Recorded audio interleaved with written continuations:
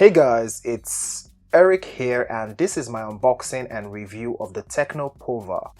Tecno Pova 1 is what the name should have been because it's the maiden edition.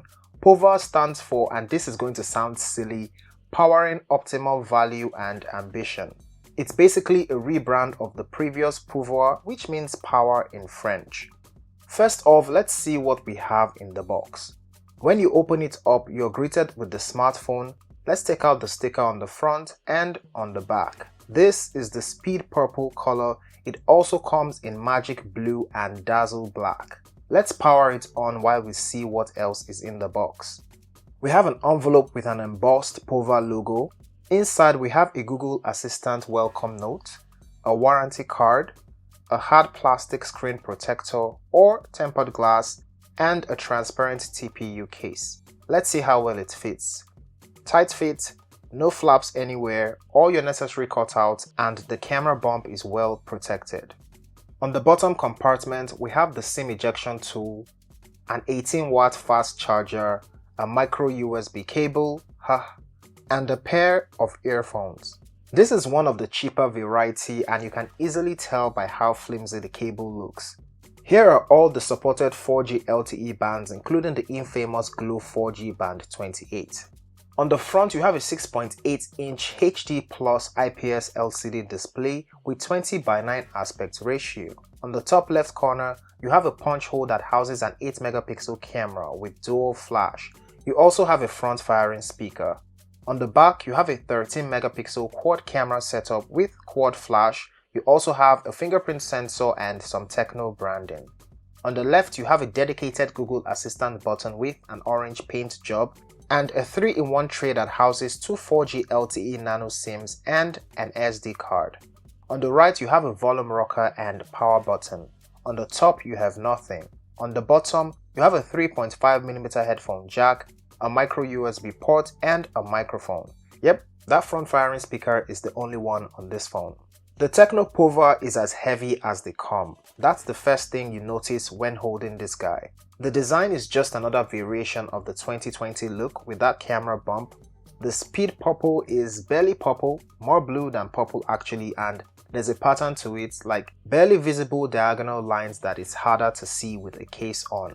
The back and frame are made from plastic, not the glass sticky plastic as seen on the Camon series, but the glossy plastic on the Spark series. Yeah, it's not ugly, but not premium looking either. It is similar in size to the Camon 16 Premier. On the front, that dot-in display has thick looking bezels all around, and when I say thick, I don't mean ridiculously thick, I mean it's thicker than the standard 2020 bezel size. It's only a HD Plus display, so YouTube videos are capped at 720p. Brightness and viewing angles are looking good to me. My Tecno Pova unit comes in 128 gigs of storage and 6 gigs of RAM. You get 114 gigs of available storage. We are running on Android 10 with HiOS version 7.0 slapped on top of it. You should definitely check out my Camon 16 Premier review because it's the exact same HiOS version, complete with a ton of bloatware and ads. Now, the ads pop up everywhere and at the same time, which is pretty annoying. As for the bloatware, some of them cannot actually be deleted or uninstalled. All the pre-installed games, however, can be deleted. You get very basic quick settings as to be expected. You get swipe gestures as an option, shows nice animations at the bottom after you swipe, but this is even harder to use in one hand, maybe because this is such a huge phone. You have the option of using the one-hand feature too. I don't think anyone uses this, I could be wrong though. The Tecno Pova uses the MediaTek Helio G80 octa-core CPU clocked at 2.0 GHz and it's a gaming mid-range chipset. This is the most impressive feature on the Pova and it makes opening apps and games, performing all sorts of demanding tasks an absolute breeze. I think this is a budget multitasking beast. I do wish the UI allowed for a more customizable split screen. Right now it's stuck on a 50-50 split. The fingerprint sensor is really fast and accurate most of the time. We're talking mid-range level fast here, not flagship fast, because we have definitely seen faster sensors on this channel. The less secure face unlock is just as fast outdoors, but it takes a moment to increase the screen brightness first before unlocking in indoor lighting. It also unlocks with your side view, so you have to be careful and maybe think twice about setting it up. Here's how that single front firing speaker compares side by side the Tecno Camon 16 Premiers.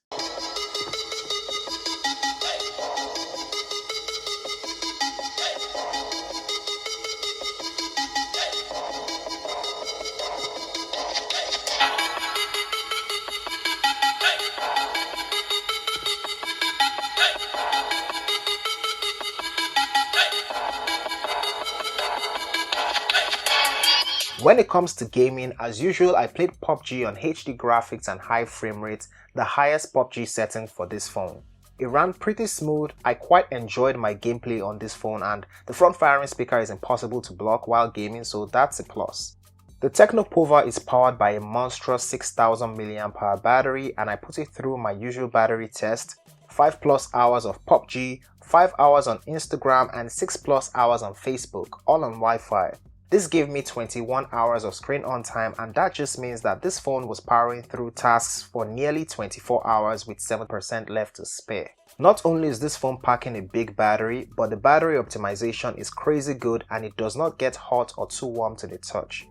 This will take most users 2 to 3 days to deplete to this level and can probably play PUBG for 14 hours straight. It took me 2 hours and 22 minutes to charge from 0 to 100%, not bad for a battery of this size, and yes, it does support fast charging, and thankfully one came in the box. The Tecno Pova's camera interface is pretty simple with the slow-mo feature and portrait mode. It records videos in 2K from the front and back camera, plus slow-mo up to 240 frames per second. So this is the front-facing camera of the Tecno Pova shooting in 2K, and here's what the audio sounds like. I'm just going to switch on over to the 1080p resolution and show you a bit of what the audio recording sounds like. Now we are shooting in 1080p with the front-facing camera, and this is a good time to talk about the sponsors of this video: TransferGo, an international money transfer platform, basically with all the central bank policies with restrictions and stuff. Now you can with the new CBN policy and restriction, TransferGo is one of the very few platforms that still lets you send money from Europe to Nigeria. With expanding their business and signing new partnerships, your money transfers are now delivered within 30 minutes to any card or bank account in Nigeria. It is safe, secure, low fees, and no hidden cost. Aside sending some Christmas money home, you can also make £20 for every friend you invite to the platform. I'll have all the details as well as my referral link, which you should totally sign up with, in the description box. Okay, let's jump right back into the video.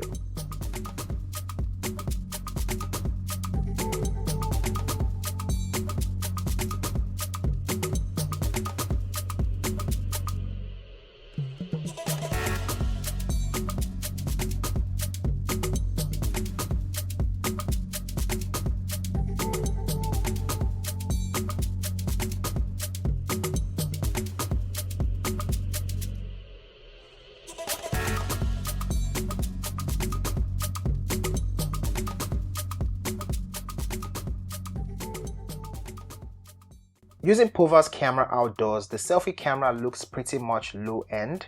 It is prone to overexposure, but this particular photo looks balanced.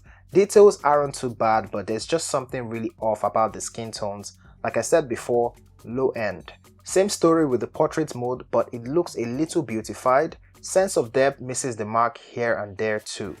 The primary camera shows better details, but as you can see, the saturation levels are cranked to extreme levels, definitely not what you desire for human subjects. Depth sensing is much better from the primary camera. Primary camera also seems to handle exposure levels really well here, but the details still point to the low end spectrum. Dynamic range is average, not a lot of details in the sky even with the AI tech going for it, so not quite the device for those tasteful landscape shots. I tried the macro lens and it does bring close subjects in focus. Using the 2x digital zoom, images appear slightly brighter. Indoors, the selfie camera works better with poor lighting. Primary camera struggled with focus here. The primary camera definitely requires a little more light to produce usable portrait shots with indoor lighting. These aren't up to mid-range level of outputs. I tested that dual front-facing flash, and clearly this camera really needs that dual flash to see anything at night. The Tecno Pova is like an oversized Spark 5 Pro with a gaming CPU and a ginormous battery. It is a performer when it comes to running tasks, but that's where the mid-rangeness ends. Some of the specs are basically low-end features like the cameras, micro USB port, HD Plus display, and the really cheap earphone in the box. It is definitely not for people who want it all balanced or Snapchatters or Instagrammers. If you really are only about that gaming performance, productivity, and long-lasting battery life, and you can live with the underwhelming camera results, then you may want to consider the Tecno Pova.